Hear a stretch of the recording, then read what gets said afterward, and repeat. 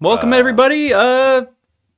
We have a guest here. It is the creator of Dark Pillage and Old Voyager. Please introduce yourself. it's an honor. So I'm the guy behind Dark Pillage and Old Voyager. I'm Lucas. At the date of this video, I'm 28, and I have contacted Jason to make this interview because I know that I have this underground status. Like sometimes I feel like a ghost, Like I know that my games are there, people bought it and are playing it, but if I search for my name on Google, nothing shows up because I haven't. This is the first interview that I'm talking about my games like ever. I didn't even make any post on HIO or stuff like that. So first time informations. Oh, nice. And being that, like, I grew up with the NES, like, I'm in my 40s, but you said you're 28. How did you get Yeah. introduced into the NES then? Well, let's start with welcome to Brazil. Yeah. you know, it's I don't know why, but it seems that some video games really appeared on this country after a long time. Like the PlayStation 3 was decades out in the US and Japan, and here it came out like in when did I get my first PlayStation 3? It was like 2015, I guess. Oh, wow. Yeah. Yeah, I know And it makes sense that it would be behind, you know. yeah. And my first video game console actually was the Super Nintendo, the SNES. Nice. And then I moved to PlayStation, but here's the deal, like there are many bootleg consoles here in Brazil.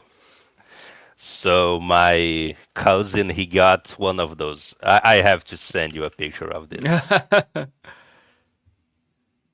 Like when we were kids, I had the PlayStation 1, and my cousin, he got one of these.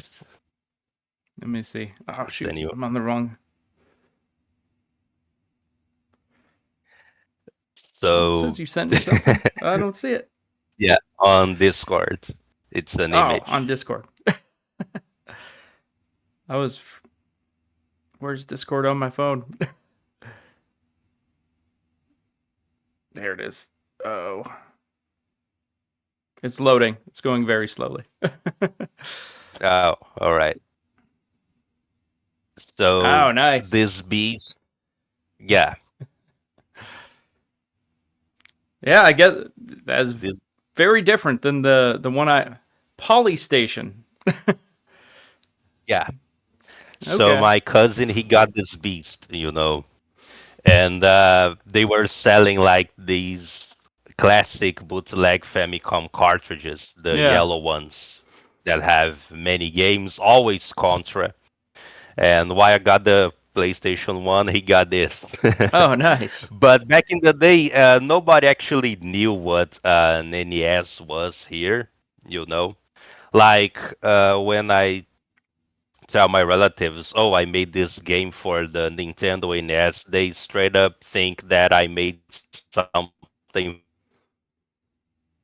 for the Super Nintendo Oh, yeah. because the NES never actually got an official release here in Brazil.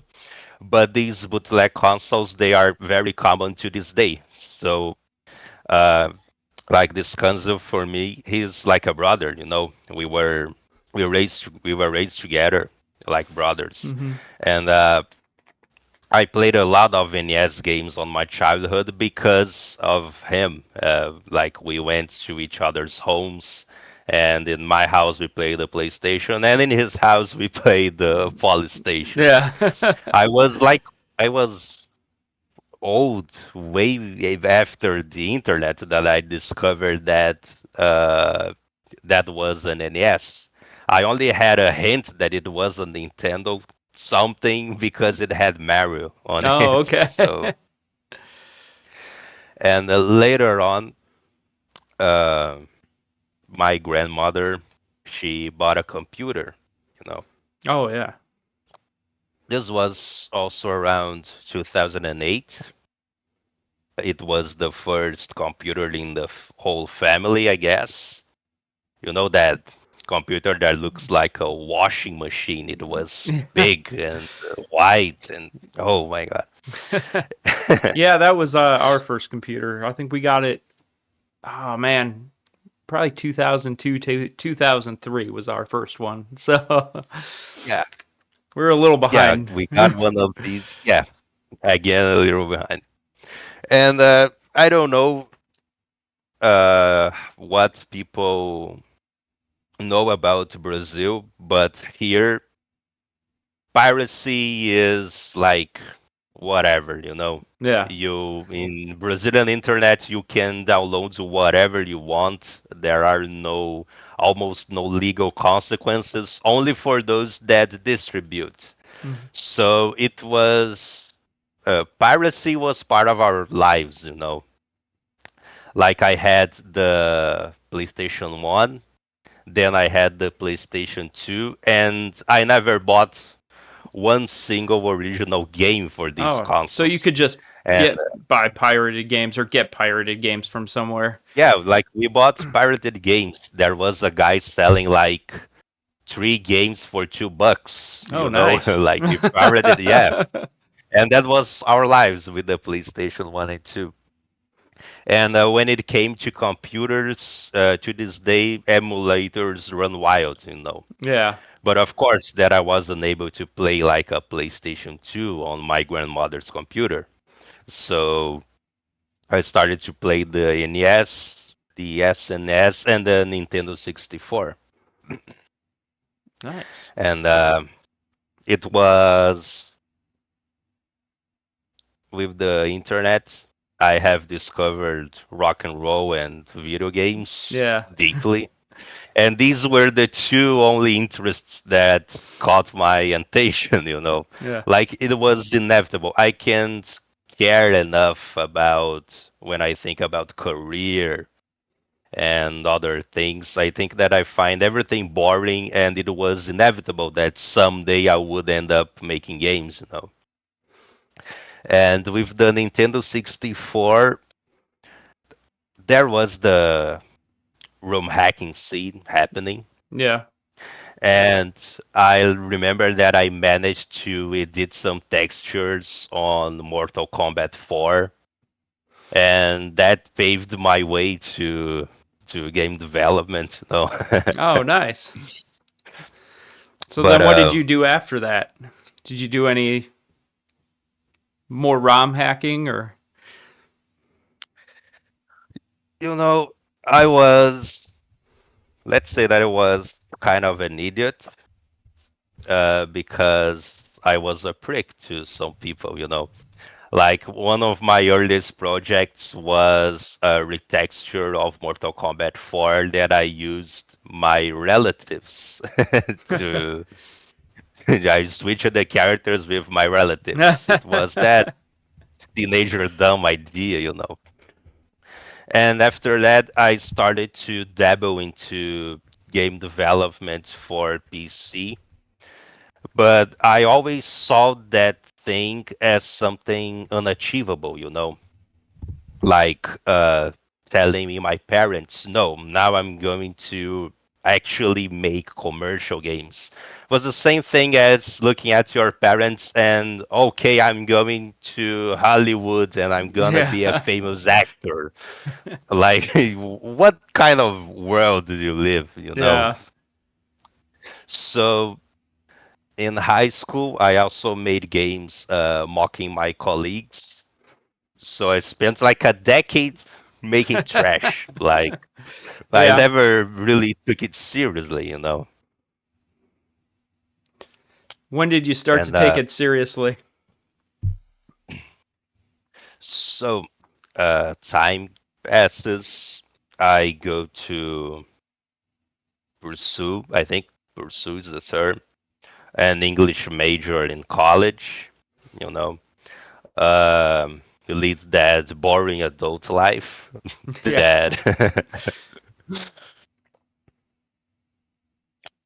and I get my first job as a teacher. In college, I was making a game. It was supposed to be an educational game. And then while I was teaching the kids, I started to make small games with the kids, Like every one of them had an RPG character, Oh, and that's then I cool. would host an MMO. It was something like that. So I was thinking like, okay, I'm in an English major, but I already do this professionally. Why I don't do only this? That's the part that I really like. Yeah. So pandemics happened, and the English school that I was a teacher was shut down, and I dropped out college, you know. And I thought, okay, this is the time to actually make games. And then I have heard about NetMaker. Yeah. So I bought myself this preciosity. Nice. And look at this. The Family? right here. Family computer? X. Zen E. Like this is a bootleg console. Oh, I okay. spent like $20 on this. It was very easy to find. And Broke Studio actually has it wasn't on their catalog, but my test cartridge is this. Oh, nice. It's a 45 chip because all these bootlegs they are not on the size of the American standard. Yeah. They are all Famicom based. And then I started to study NESmaker. And I know that a lot of people said that ASM is a terrible programming language to learn. And when English is not your native tongue, it gets even worse. Like Oh, my first dabbling into NAS development was a complete nightmare. And my first project that is lost to time, unfortunately, it was on my old computer that it was an old laptop, and it basically, how do I say that? It got destroyed, yeah. you know. So I lost the game files. So how And long did you have Nestmaker before you started on Dark Pillage? it was 2021 when I bought the license. So yeah, 4 years. Yeah. 4 years. And it was always a process of studying NetMaker and trying to make something on other game engines. Yeah. So my PC actually has some RPG makers that I bought. Yeah. Another game engine that I bought too. Okay, no more piracy on my computer. And I was I actually made another PC game that is The Woods Have Horns. That is it's pretty terrible. It's a short slasher. Yeah. Like there is a group of campers and they must escape from the Goatman based on that cryptid. So, but people actually made videos of this game, and I felt that little spark of hope, Yeah. in game development in general. So I sat down on my computer and I said, okay, let's make an NES game. And so I started to make Dark Pillage. So here's the thing about Dark Village. Uh, about the idea of the game, I mean, it was my first project. So I thought, okay, this have to be comfortable, because it's a big chore to actually finish a project. That's the hardest part. Like you Oh, can, for example, bite off is a great yeah. example. Like every year there is the bite off, and every year you play like some demos that are amazing. There are people that make real good stuff on Oh, bite yeah. off, but finishing, like take that and complete, it's another story. Like it's It's a a lot very of different. work. There's a lot of Yeah, uh fine tuning all the, not getting rid of all the tiny little glitches, which is many and most of the time. Yeah. and So yeah, and like the ideas, like sometimes you have this idea of like a perfect first level, and then you just don't know what the hell will you do. yeah. But we are getting that later Yeah. because this also happened to me. Yeah. So okay, Dark Pillage, let's make it medieval because that's my comfort zone. Like I really enjoy drawing like medieval stuff. But when I started to make this game like medieval, I was afraid of making a Zelda clone or something like that. Yeah. Because, okay, adventure on the NES, of course, is going to be another guy with a sword and these magical powers, and the dude always looks like a Link. Yeah. It's always the same thing. I mean, I'm not calling these games bad, but uh, there are tons of them. It's like space shooter. Yeah. It's There's like a space lot of shooter. stuff that's very similar. And that's one Yeah, thing that was cool about Dark Pillage is setting your trap. That was a very that was a cool mechanic of yeah, trying to hit an enemy where you just set a trap down and hopefully that enemy went behind you and hit that trap. So that was really yeah. cool. And the first thing that uh, I was trying to have new experiences about that time, and Dungeons and Dragons are not common here in Brazil, so I tried to play some Dungeons and Dragons on a Discord server, Oh yeah. and I had to make my character, and then I made the first version of Restorac. That is my Discord profile picture. That's the very first version of that character. Oh nice. And I thought, how can I make this different? It's a goblin. And there are very few games that you actually play as a goblin. I can't think of one right now. So yeah, Dark Village. Dark Pillage. So yeah, that's the because as I was playing some SNES games, there is a side B, let's call that the side B of Famicom. That are games that really try to make something different.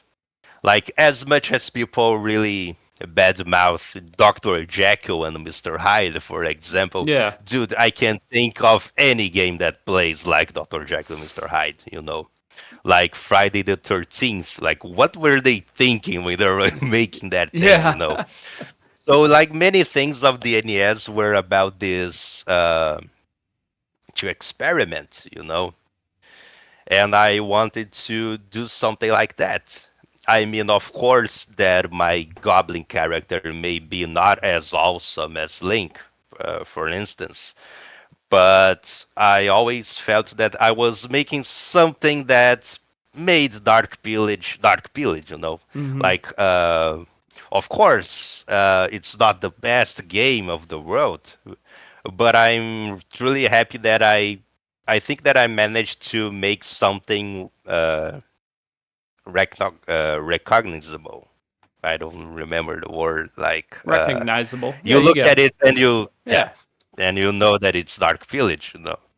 It's not like the generic RPG protagonist number Yeah. 1 billion. And okay, so I made the trap. I made the mazes, and I was thinking like when I first made the first boss, that is White Knight. By this time, Rastarak was already in his first design, you know. But I felt a niche, like this doesn't look like ugly enough. This doesn't look like ugly enough. So later I made Tagrol. That is a name that really sounds like a troll. But I haven't really thought about much of the lore because I never really tried to be more than what I am. Like, since I was conceiving Dark Pillage, I think that I always wanted to make something that was nice to play, and that was it. Like, uh, I seen some devs being overly ambitious on that, Yeah. you know. For sure. Dark Like, Pillage is a great game that you can just sit down and play it multiple times. yeah, And it's but you're not getting so deep into there's not I don't have to you don't have to scroll through a ton of story. It's a nice you wrap everything up nice into a nice story. There's not a lot of dialogue. There's but it ends up being a full complete story, which is nice and something you can just sit down because there's some games like you said people go very in depth and that can be yeah, very tedious. You'd probably play it once. You're probably not going to come back to it. Where yeah, a game like Dark Pillage, I think you would definitely come back to more than one time, which is and it's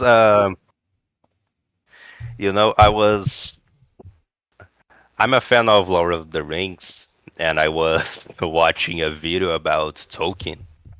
And okay, I'm not comparing myself to Tolkien. Let's get this out of the way. Okay, I'm not comparing myself to Tolkien. But he was never actually satisfied with his work. He was really never he never took Lord of the Rings and said, okay, this is a masterpiece. By the end of his life, while he was writing the Silmarillion, he was thinking about what he could have done differently, while the entire world was claiming that he was a master of the craft. And he is.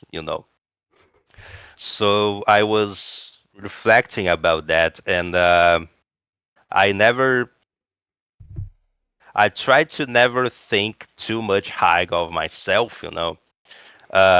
People played my games. People actually played Dark Pillage. They bought it, and many people liked it. And of course, I never expected it to be like a masterpiece. I don't see my games as complete masterpieces, but I feel happy that people are enjoying my games and liking it. I mean, it's okay if not it's not your favorite game.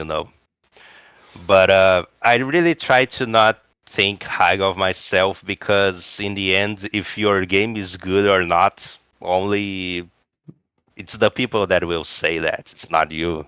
You know. and in the end you made something even if it's Mm, you know yeah, I mean my first game was is not very good at all and but I'm super proud of it just because I completed one and I was like yeah. hey it's short it's not a very good game but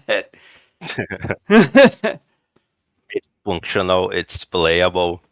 no And we go by the nerd rules, like there's nothing screeching. You yeah have a title screen. yeah And well, I think that even if your game is awful, it's still better than many of the things that were released for the NES, you know. Yeah, that's very true. And There is, oh my god, there's some terrible, terrible games that yeah, you just can't believe were ever made on the NES. Yeah, that were like mm, officially licensed. It's like, and I yeah, mean, when you have what is there 700 and I know the North American collection is like 760 or something. I don't know what the actual number is, but it's around there, and which is absurd. yeah. Like I feel like there's probably 150 good games on the NES, and that's probably it. That's being generous. Yeah, But that's there's probably. the yeah. But here's the thing, you know, like when you take a crap game from the NES, like when you take a bad platformer, your brain instantly compared to something from the SNES, you know. I believe that there are truly few games that uh, experimented on the NES that were not the same games better on the SNES, you know, Hmm. like this early phase. Nowadays, even after the SNES era, for example, if you have a good IP, they will make it into a format that is commercial, you know. Like the Power Rangers, okay, this is gonna be a beat 'em up, for Yep, example. that's exactly what I was Oh, thinking Lord of. of the Rings, yeah. But now there are things on the NES like, do you know Ultraman and Gundam? I I've seen It's the old shows of Ultraman and Gundam, but I don't know the yeah. games. But do you know that there is a sumo game for the I NES didn't that know that. features No. Ultraman? Yeah, like you have these awesome IPs that are a complete success on that generation, and what are we going to make with that? A sumo game. Yeah, Like of this is course. only in the NES, you know, Yeah. like this experimentation. Yeah, they kind of So, found their format or something that would work that people liked, and then, especially yeah, nowadays, it doesn't seem like the large but I think companies that, will ever branch off to do but something new. yeah, and I think that's what make the NES, you know. Like that's what really marks the console Yeah, I different from think the so. rest. And so, okay, Dark Pillage. Going back. I'm sorry that Oh no, you're good. yeah, We can wander and come back. It's fine. yeah. So during the development of Dark Pillage, my girlfriend, a wonderful girl, she made the music for me. This is the only thing that someone else makes for me, you know, the music part, because I'm terrible at it. I'm terrible too. Yeah, like this is the I already have to draw, to program, to make the concept. Music is a whole entire universe on itself. Yeah, I did So yeah, use. I made my first music for this bite off competition. For the first time, I made music for a game, and I how did you survive it?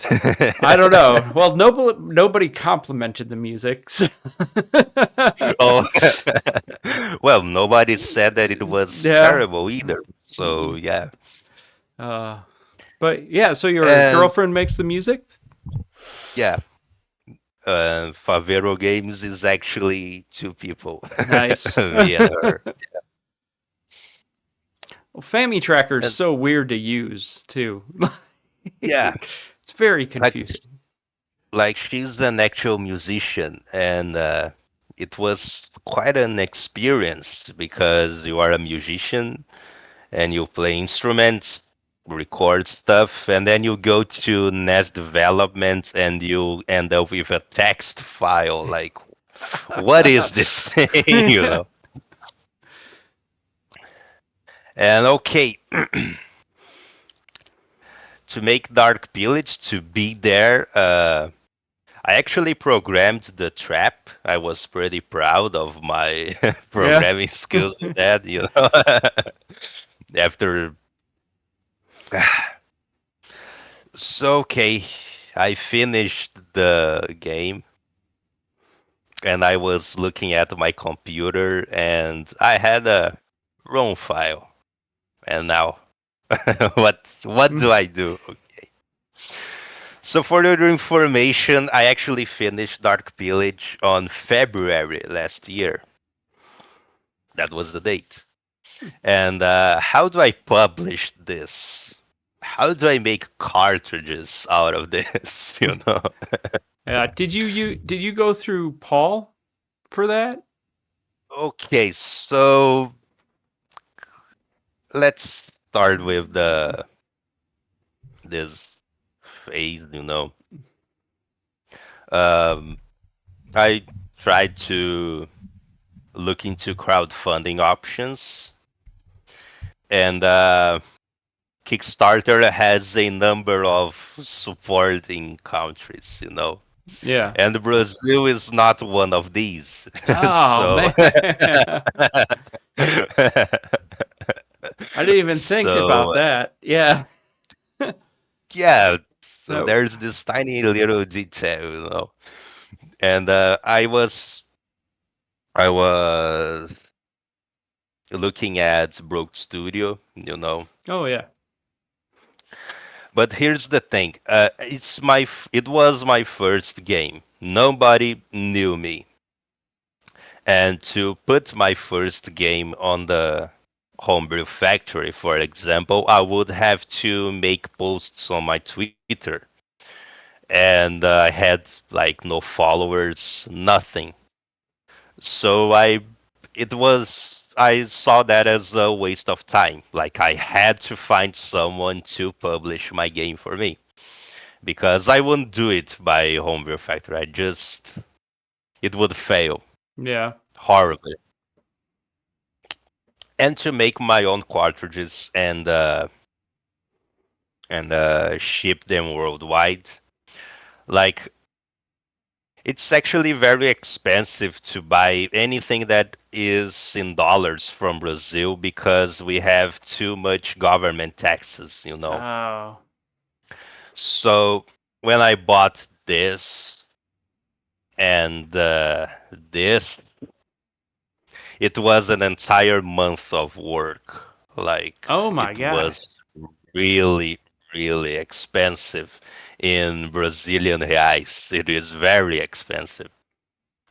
So there was no way that I would buy stuff from Broke Studio and make the cards at home, and Yeah. then because I would get a fairly high importation cost, and then I would have to expensively ship my games to other countries. There was no way I was doing that. Yeah. So okay, I posted the Dark Pillage demo on the Retroverse, and I started to send a lot of emails to different publishers. And it was like a wall of text. Like, hello, I'm Lucas, I'm 27, and Yeah. here is my first game, but I can't make a Kickstarter because I'm from Brazil. So there was the complete odyssey on a very big Yeah. text wall about that. And I sent to everyone on a small list of NS publishers. There are very few of them today. And I waited for months with the game was ready and I was just waiting and waiting for an answer. Um, I was looking at other game development groups on Facebook, and there was a guy from other country and he was and he posted because he had the same problem that I was having. Like he wanted to make a Kickstarter for his game, but the Kickstarter didn't support his country, and there was a lot of comments saying that it was a scam. And I thought, oh my God, maybe nobody's answering me because they think that I'm scamming them. Maybe I'm a Oh. scammer. But that was my situation. Like I was being completely honest. And okay, I was on Twitter and Hetero Bro was releasing Maverick Baghdad Extraction. And Paul did the cartridges. So I saw Paul daily on Twitter, and it was 3 a.m. on my time. I was smoking outside with my cell phone, and I saw that, and okay, one last try. Months later, and Paul answered me, Oh. and Paul answered me, and he said that there was some games ahead on schedule. He asked if there wouldn't be any problem. He asked me for the color of the cartridge. He told me about the costs, and I was like, okay, okay, on everything. And my mind was, please, just do whatever you want to do with the game. I just want to release this stuff, you know? Like I was completely desperate. Yeah.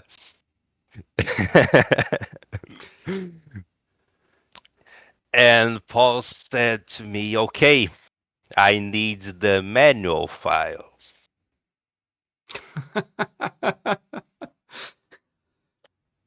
Being that I know how to, I hate making manuals. I imagine you didn't have one made yet. And here's the thing, you know, I didn't know how to draw because making pixel art is completely different Oh, from so taking a different. sketchbook and drawing. Yeah. It's completely different. And my drawings by then were a complete disaster. And here's the thing, the game cover, you want it or not, is the first thing that people will see Hmm. about your game. That is like as vital as the game itself. Like just like many people when adults are they end up buying crappy games because they had an awesome game art. Yeah, Yeah. that still happens today, you know. Oh, for sure. I mean, So that's what draws you to it, and you're just, yeah, yeah. and I think there are like three other games released by Brazilians on the homebrew scene. There are very, very few. Trying to Very think few. of what are the other ones. I feel like I've played another one. Yeah,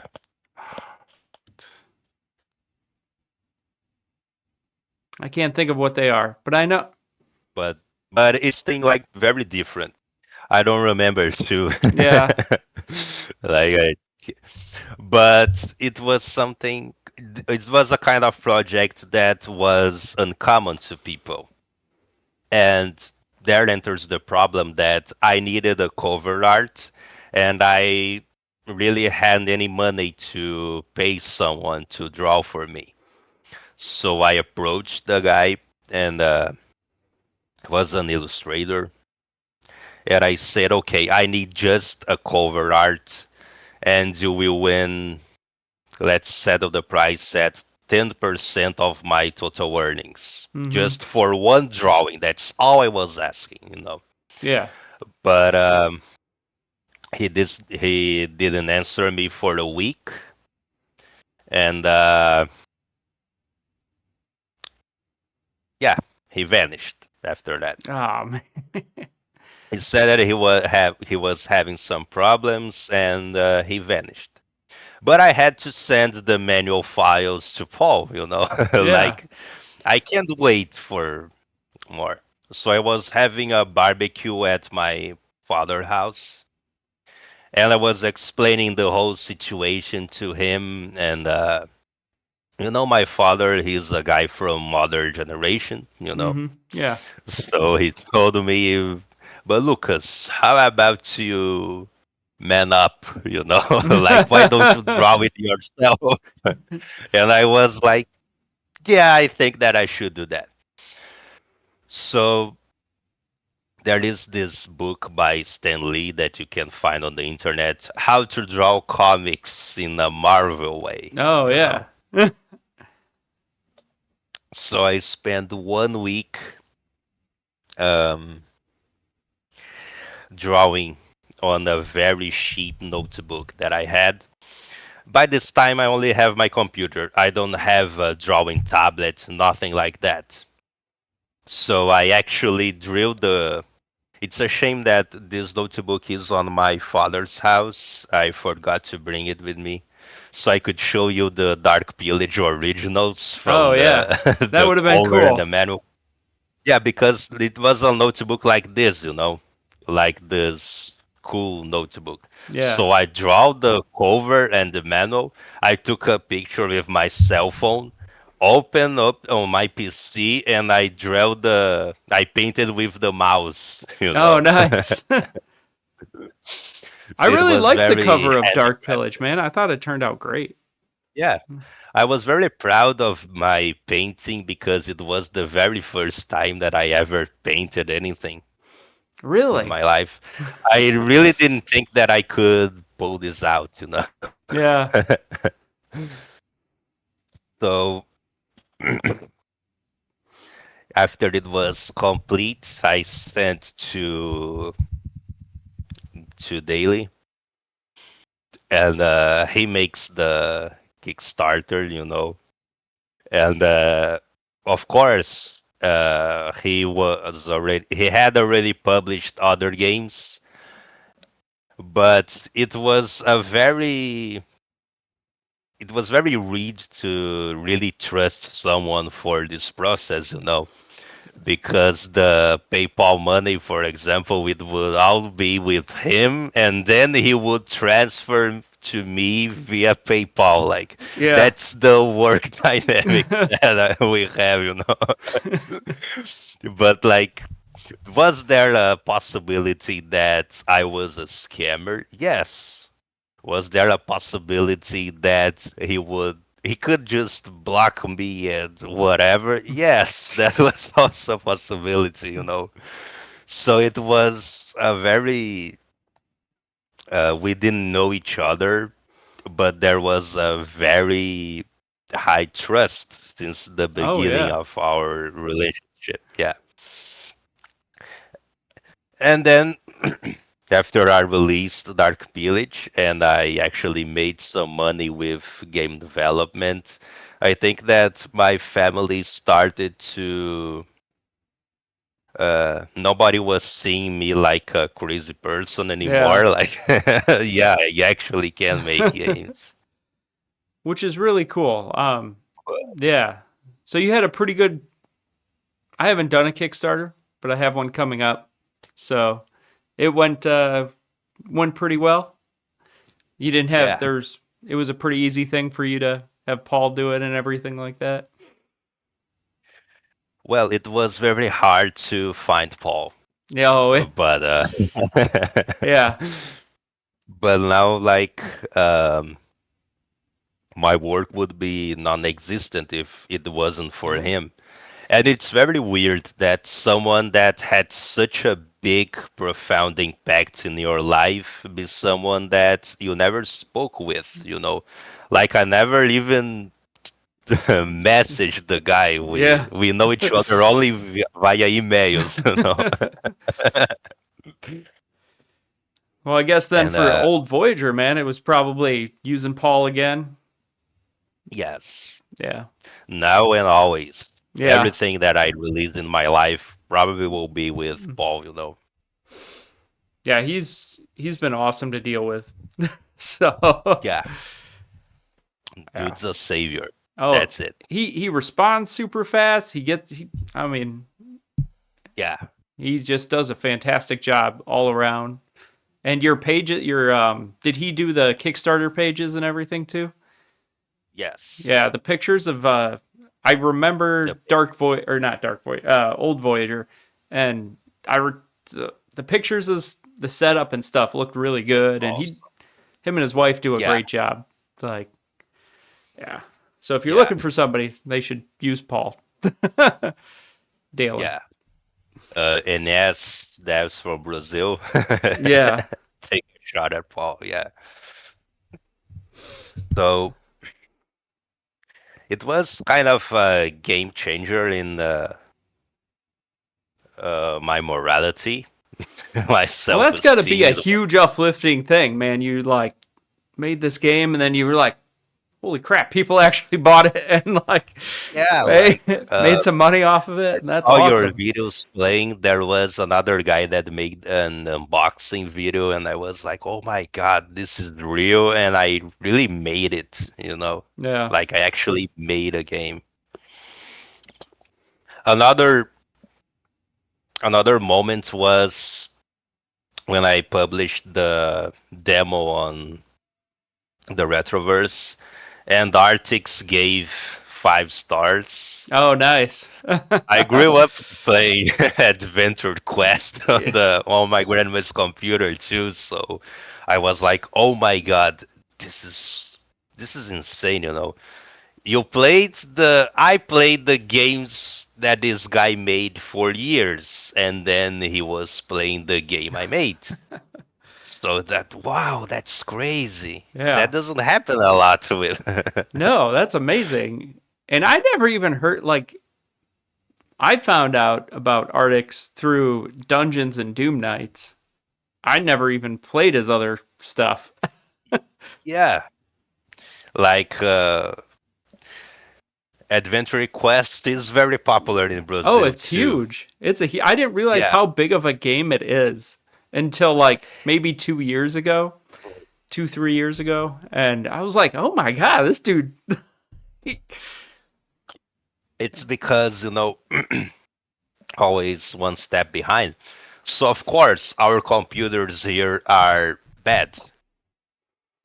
And 2008 in Artix, he made this MMORPG that you don't have to install anything. You can play right on your browser.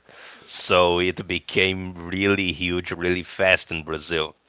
Oh yeah, And I can see that. my computer, I could play the Nintendo 64, RuneScape, Hmm. and anything more than the 3D of Yeah. RuneScape, it would just melt my computers.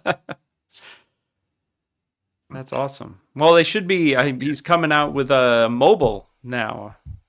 That Adventure Yeah, Quest on mobile, I think. I don't know when that's yeah. happening, but He had this. He has this market vision. yeah. He's really smart with that. And after Dark Pillage, I started to make another project. I haven't talked about it to anyone on the internet, Yeah. but I think that I will release it this year. A very huge project, and that I have been making after I finished Dark Pillage, but I got burnout with it, Oh yeah. because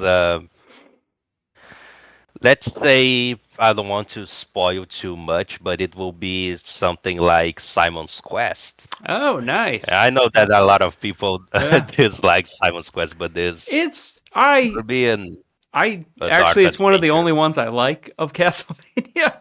I never got into them, Really? but I did like Simon's Quest. So I've never actually beaten it, but I've played a fair amount of it. Yeah, I I I have would a probably have to guilty look up a pleasure. guide or something to actually beat it. Yeah, but outside these intentional flaws, because the confusion and the cryptic stuff, Yeah. it was intentional for people buying the Nintendo Power magazine. Oh yeah. Outside the intentional flaws, I think it's a really great game. Like, had it caught on, we don't know. It's like an early Symphony of the Night if you think Yeah. about it, to go this and there. Hey. But in the burnout of this project, to cool my head, I started Old Voyager. Oh nice. And then I sat down and I think, okay, I have some ASM problems, like it's hard to code in this language. Let me try to make something absolutely difficult Yeah. so I can sharpen my skills for this other project. And then I made the boat mechanics. It was a complete nightmare. I wanted to make a boat game because in college I was very drawn into classic literature and like The Lighthouse, a short story by Poe, The Adventures of Arthur Gordon Pym, Moby Dick. Like I Mm-hmm. really enjoyed this nautical stuff, right? Uh, Frankenstein is you can consider it part of a nautical horror Yeah. because there is this trope today that there is a timeless trope that there are horrors that come from beyond. Nowadays, we have the space trope because the outer space is beyond. Back then, in the Victorian era, the Arctic, the Yeah. sea was the beyond. So Frankenstein actually, you can consider it a horror from the sea because they find the doctor and the monster on the islands that were the Yeah. were the outer space of the Victorian era. And I was like, okay, I have to make a boat game. There are very few boat games on the NES. And I played some of them. And again, I tried to make something different. I always try to make something different. And at first, it was like a shoot 'em up classic, Yeah. but with a boat. But I was like, this is not it. What if you actually control the boat? So it took one entire month to program that nightmare with two states of gameplay, but people call it like an NES of Thieves. Yeah. But I actually I got proud with the results because again, in the end, it may not be oh my god, what a masterpiece or a game of the year, but Old Voyager, just like Dark Pillage, it's very recognizable. You bet an eye, you'll see how it plays, Yeah. and today I think that only Old Voyager plays like Old Voyager, so I'm proud of that result. That's awesome. It's definitely one of the ones I've been waiting for that to come whenever it gets here. And here is some early art. Oh, nice. Dude, I like that. And at first, I was planning to make like more like a horror themed game. This Yeah. is the first version of the Captain Old Haver, Nice. and I was have some human designs. But I tried to make something like unique again. I was thinking about Donkey Kong Country Yeah. because I think that more important to be a pretty game or more important to have a pretty character is to have something unique. So that make me do Captain Old Hammer as an old shark, hammerhead shark, Yeah. because I thought, yeah, there are no NES characters that are hammerhead sharks, so I'm going to make. But at the first level of this game, I made this Monkey Island. You can play it on the Retroverse, but there's something that draws me to horror, to make stuff that are just a little bit dark at Yeah. least. So by the mid to the end of this game, things will be dark. So do you I have don't a want to demo out spoil for it. Do you have a demo out Yeah, for Old Voyager? Because I don't think I've played even a demo of it. yeah, I have. It's on the Retroverse. Oh, okay. I'll have to I give that a believe play. on the Kickstarter page. Yeah, Okay. That's one place. I guess and I forget that they have demos and stuff on the Retroverse. yeah. I should check it more often. Actually, I think that the NES maker guys always put their demos there because on the emulators that you can play on the browser on each IO, they are not compatible with the mapper. Oh, that makes sense. Yeah.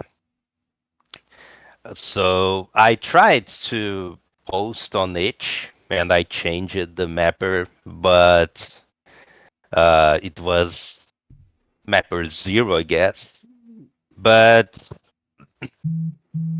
it didn't support something that I used to animate the water.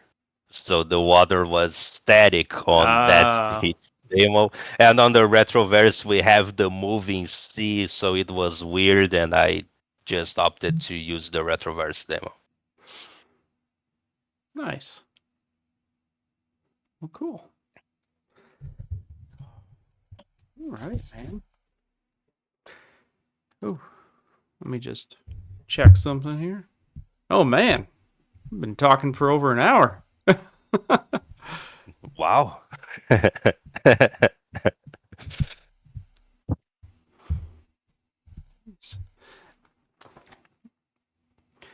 Oh, was there anything else you'd like to bring up or anything? Man, I think that I think we. I really talk a lot. Oh, I don't talk that much, so it works out. Yeah. Is there anything that you would like to ask? Oh man, let me check my notes here. I think we covered most of everything. I Yeah. know. Yeah. I do one thing I like to ask people before we leave is like, what is your favorite homebrew NES game that you've played? So I've found that a lot of developers actually don't play a lot of games. I play a lot on the Retroverse, but there is this game. Okay.